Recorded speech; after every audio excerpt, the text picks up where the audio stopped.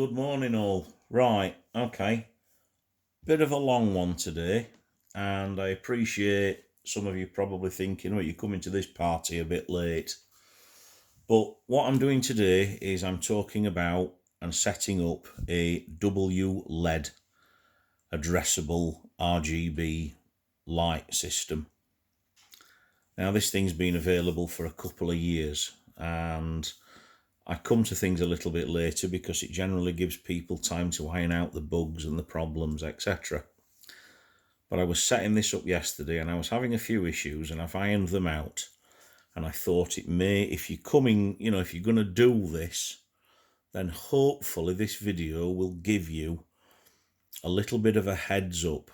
Now, it's coming in sort of 3 or 4 parts. Firstly, we're going to talk about the microcontroller and programming it.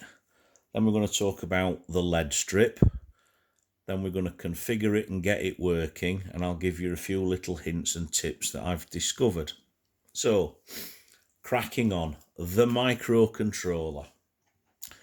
There are several that you can use. However, the one that I've gone for, and there are a few reasons for this, is this. Now this is the ESP8266, and specifically this is the Lowlin ESP8266. Now I've just bought 5 of these from Amazon to be delivered today for 20 quid. So that's £4 for one of these, and they are remarkable little devices. I'm not going to dwell too much on them because they can do a multitude of things, but for this instance we're going to be using them for Wled. So the first thing that we're going to have to do with this is program it. Okay, so to do that you will need, in this case mine's a micro USB connector, you will need a USB cable that carries data. That is to say, it's not just a charging cable, it is a cable that has the extra wires to carry the data into it. So, and this is one of the first things that you may come across now. So, if we go into, and I'm using Windows, apologies if you're using Apple or anything like that, I'm not really going to be able to help you. Let's just see if we can just zoom in a little bit here, and I'm sorry it's not right. And what we're looking at is here is ports. Now as soon as I plug this in, okay, we get a blue light, and that's because this is configured already, but I'm going to erase it. But we have, under other devices,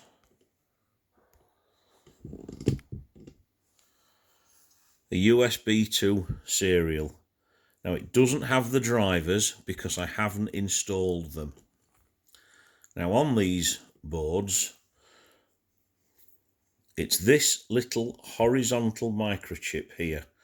This is the USB to blah converter, and typically you will find that there are 2 kinds. There's the horizontal one, like this, and there's a square one. Now they are different and they do need different drivers, and in my case the horizontal one is the CH341SER, and I'll put driver links in the description. The other version, which is the square one, which I think is on the what's called the WeMOS board, which is another little version of this, is the CP210 something, the 2100X as it's known. But this one is the CH341. So I'm going to just install that driver. Okay, so install. And this has been done on a Windows 10 computer. Driver install success. So we can come out of that. And now if I go back into Device Manager, you will see that I now have at the bottom a USB serial CH340, and that's on COM10. Okay, so you need to make a mental note of what COM port number it's on. So that's the processor board, the microprocessor, now conversing with the computer. So we can now send and receive instructions to this. So that's the first bit done. You've got the driver set up and you can now communicate with the controller board. The next thing to do is to program this board with the necessary data. Now,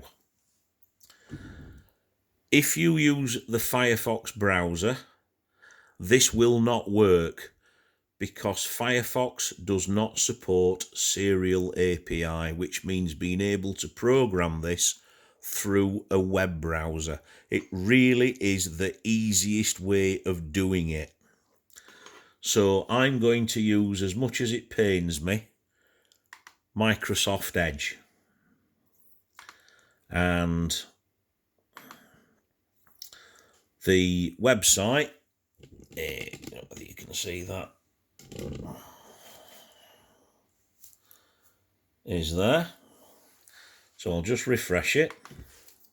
Okay.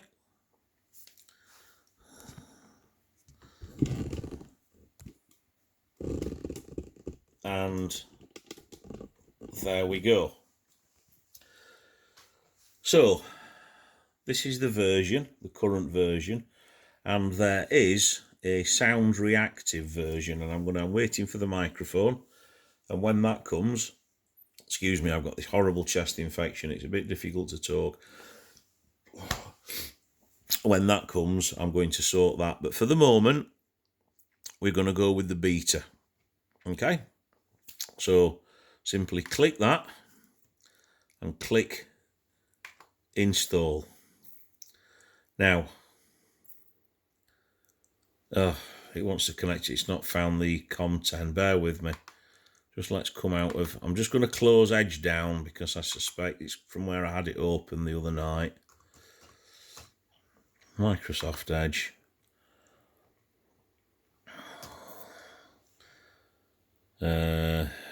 Install Wled me. Okay, so sorry about that. Install.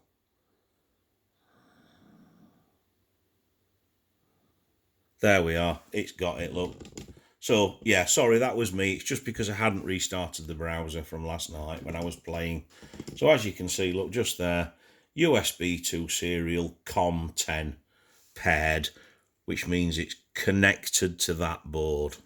So, if we select that one and we click connect, okay, and there it says visit device. As I said, this is already programmed. So what I'm going to do, I'm going to just completely erase it.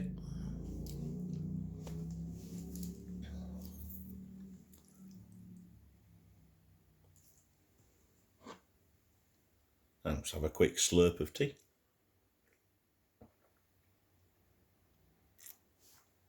And it's now automatically installing it. And you may see an occasional little bit difficult to see actually, but the LED is just, you see it just flashing.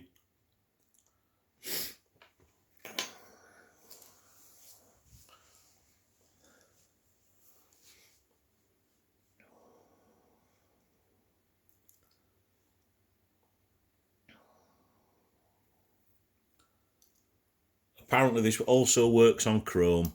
I don't like Chrome. I prefer Firefox. I can't do it on Firefox, hence I'm using Edge.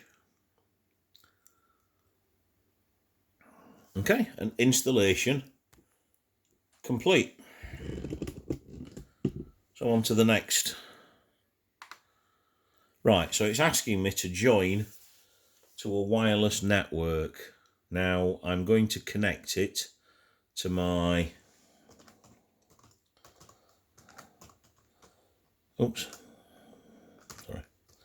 my downstairs network.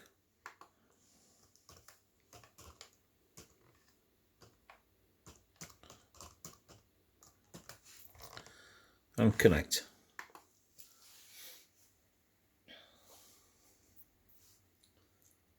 Okay, and device connected to the network, so I can add it to my home assistant. I use Samsung Smart Things, so at the moment I can't, I'm not bothered. I'm just going to go visit device. And that will then load up the Wled interface. So this is all being done from here. And you see the blue light's on to tell me it's connected to my home network. So what you're looking at here is the program contained on here. Actually, it's just this little bit here.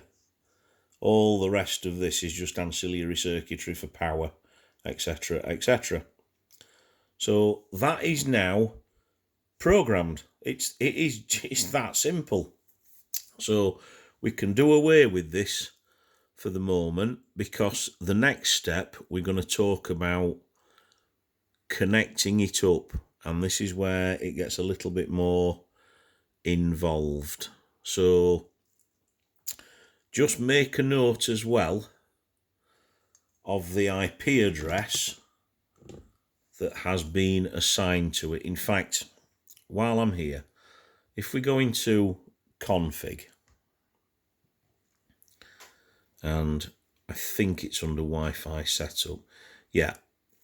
So here you can also manually change IP addresses, etc., connect it to different networks and give it a static IP address.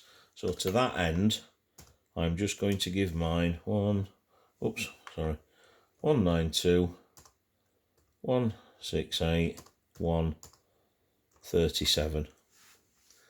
And my gateway is 192.168.1.1, and the subnet mask is as is.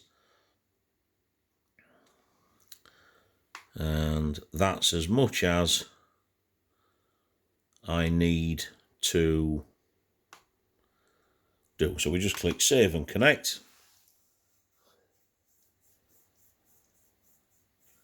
That will reboot the board.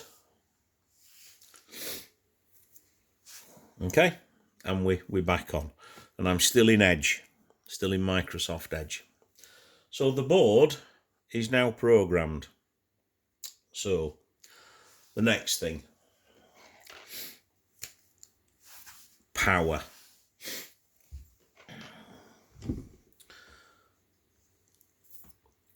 I'd probably advise you not to power the board from USB. The board itself does not require a lot of power. The problem is the LEDs, because they can require a lot of power. So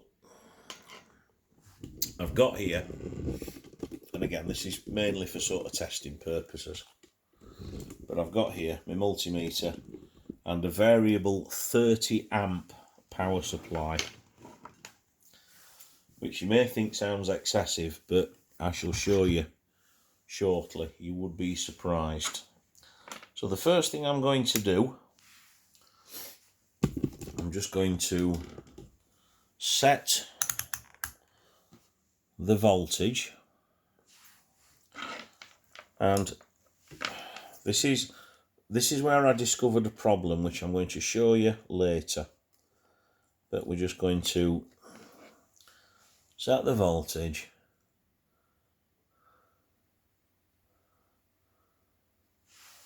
at 5 volts, okay, which is what this board requires. Don't plug it into 12 volts, it'll go boom. So we've now got a stable 5 volt supply. I'm going to just disconnect the board. We've done with the USB cable, because everything will now be done through Wi-Fi. Do excuse me.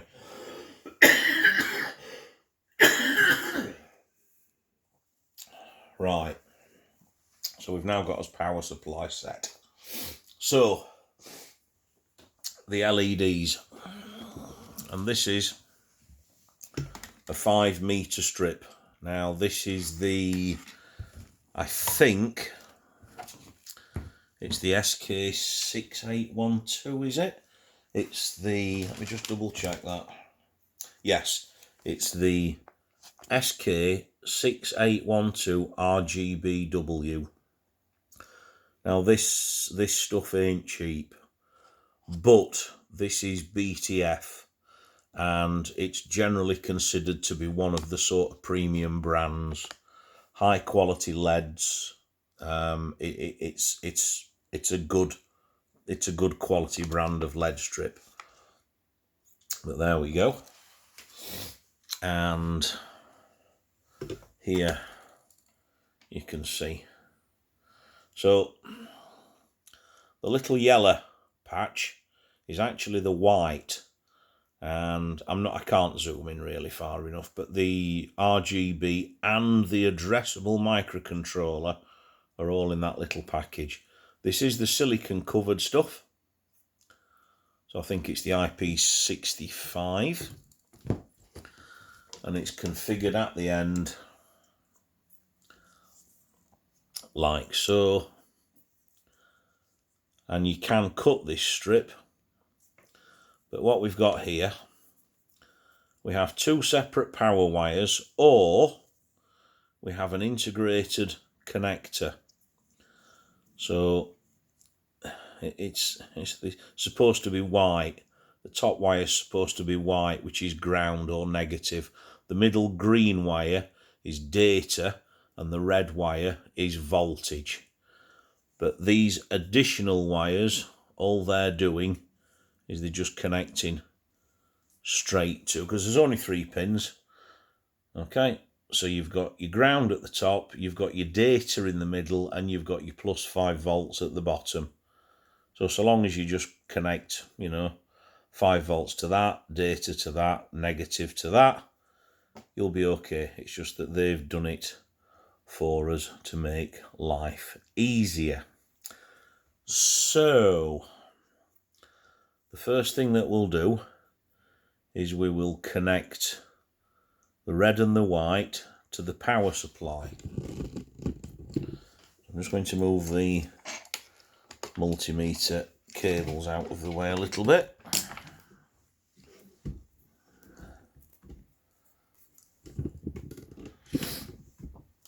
So white is negative and red is positive, 5 volts.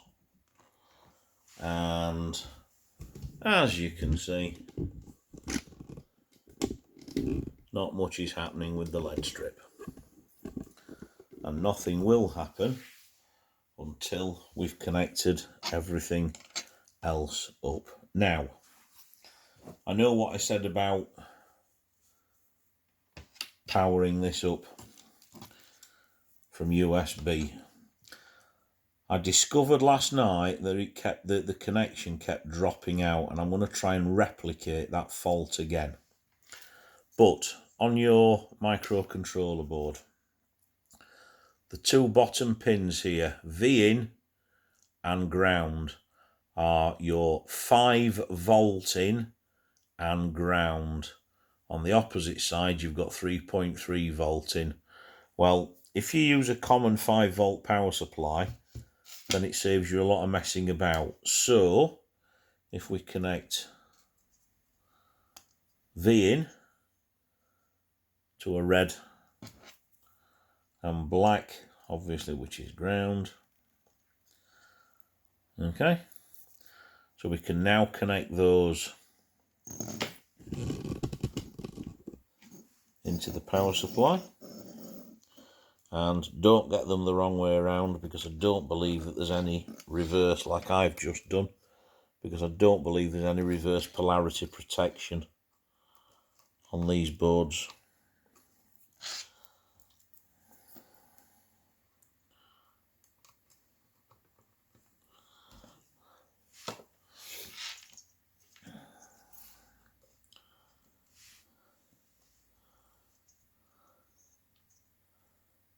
Okay, I was expecting the blue light to light up. Let's see whether it's...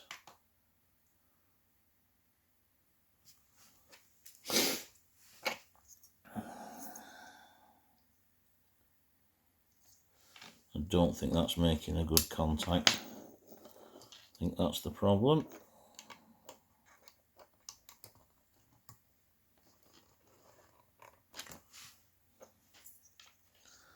So we should be getting a blue light on there, which, as you can see, we're not. And I'm not entirely sure why. Let me just try powering it off the... And I said I wasn't going to do this, but just for the sake of testing.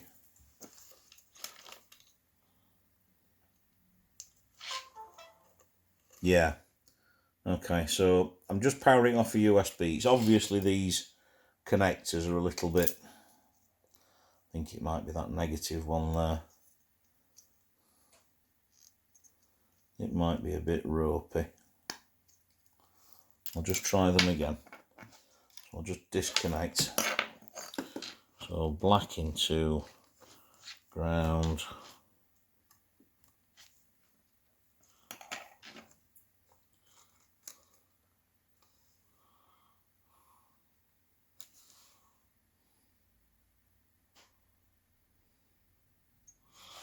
Yeah, it's not happy about something, is it?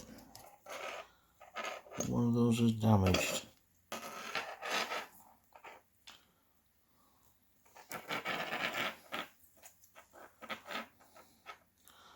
Oh, there's nothing like a bit of live fault finding. Right, do you know what? I'm going to take those ends off because I'm convinced that that's the problem.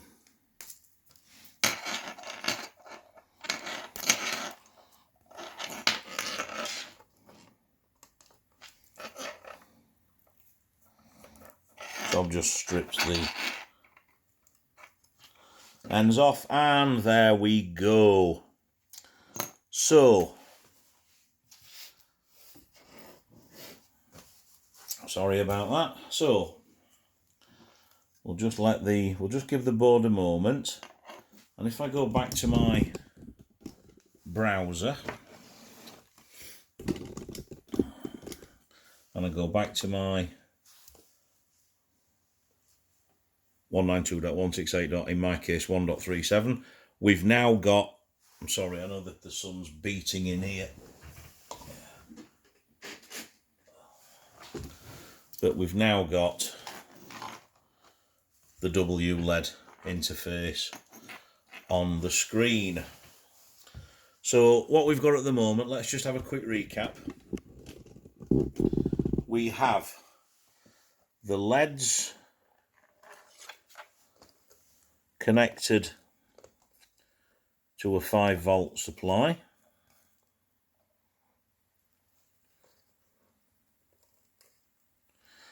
We have the microcontroller connected to the same 5-volt supply. And the only wire then that we're missing is the data wire. Now, I do believe on mine it's GPIO 4. So looking at this, at the top, we've got D0, D1, D2, D3 and D4.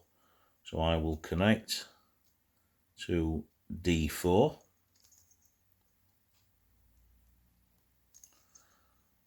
Okay. And this green wire then connects to the data wire, the green wire, on the LEDs. And I know you won't be able to see this at the moment, but all of the LEDs have just come on. So just like that, do not connect these two. I say all of the LEDs have come on. I'm actually lying because I haven't configured them yet, but as you can see, some of them are on. So, back into Wled. Go to config. Go to LED preferences. And here you can tell it what you've got. Now I've got the SK6812 RGBW, and there are 300 LEDs on 5 meter. So I've just set that up and I click save, and the board reboots and all of the LEDs are on. Okay, they've just defaulted to a yellow colour. So now we're getting somewhere. So if we just go back, okay, so it's on a solid colour.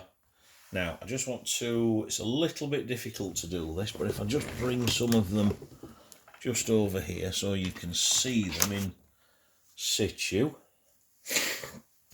I'm sorry about the sniffling. Okay, so up here, look.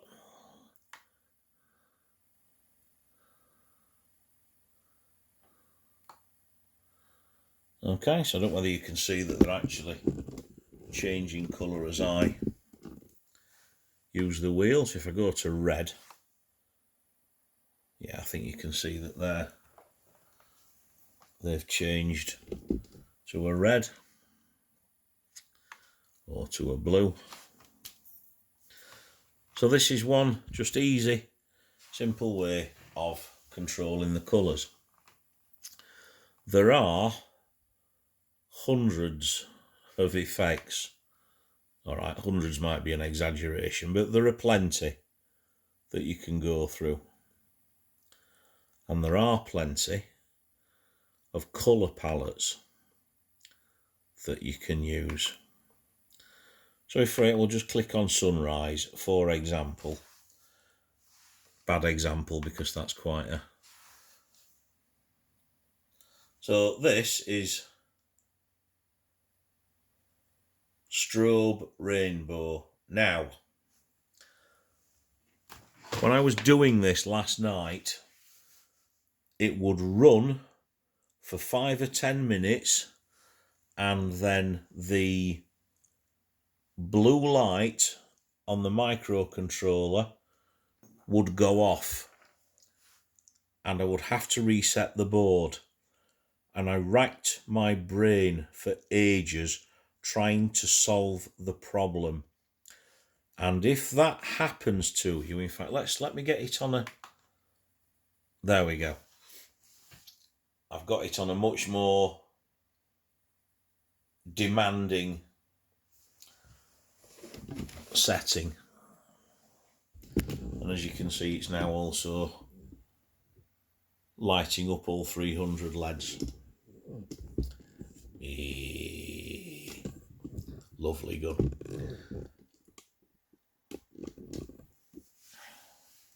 I want to try and just replicate this fault. But the cause of it was the voltage at 5 volts was too low. And that was what was causing my issue. So I had to just up the voltage very slightly to about 5.8 volts. And that cured the problem pretty much immediately. I'm just going to try shutting the blind. Hold on.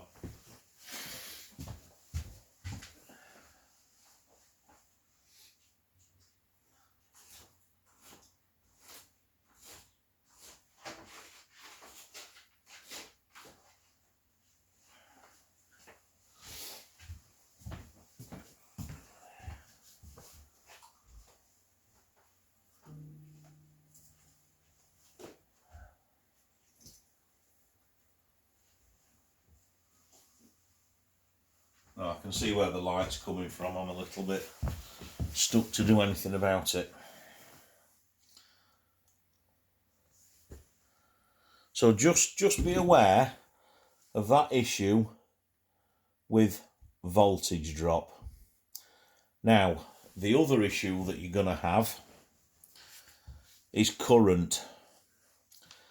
because if you run a 5 meter strip, it will consume an enormous amount of current. So I'm just going to turn everything off a moment.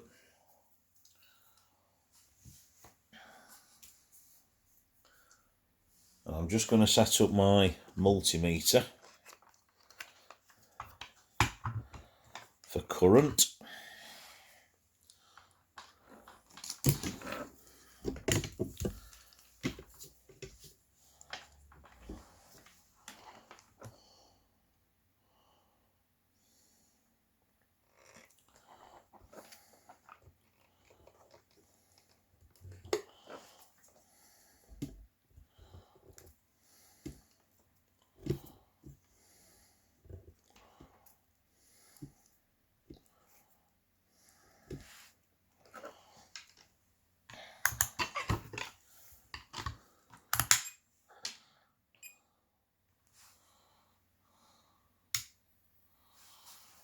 Okay, so I'll just give everything a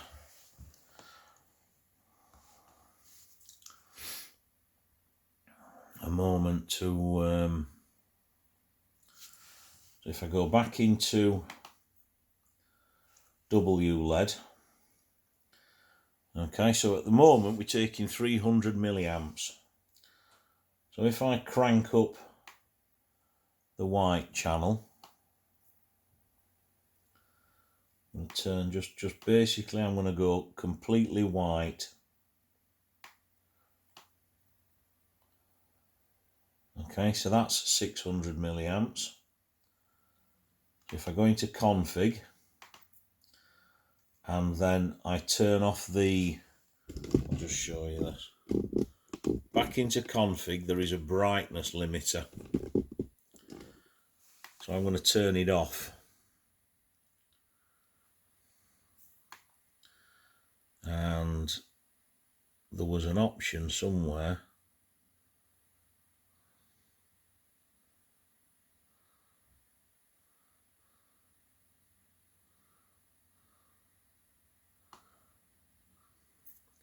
And of course now you can never find it. There we go. So the moment I've clicked save, we're now taking 2.5 amps. And I had it yesterday taking, there we go, 4 amps.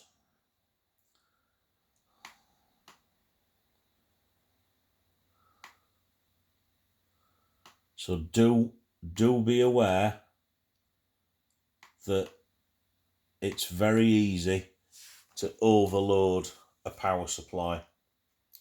So that's a 5 meter strip and that's taking 4 amps of current.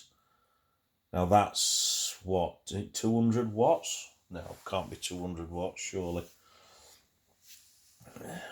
It's a lot. It is a lot. Yeah, it's 4 amps at 5 volt. Yeah.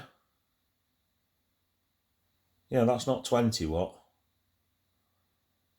That's 200 watt.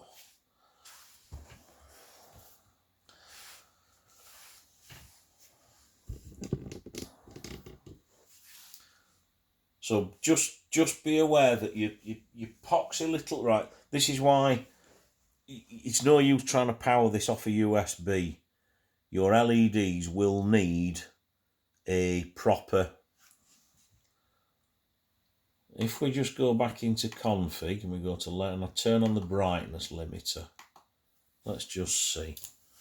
Right, yeah, okay. So turning on the brightness limiter, it just goes to show you, look, that's 400 milliamps. So that's just less than half an amp. Now, let's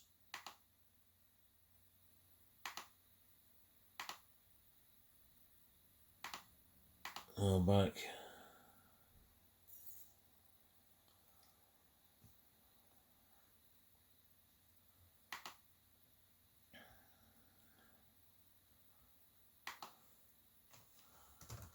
Back into it.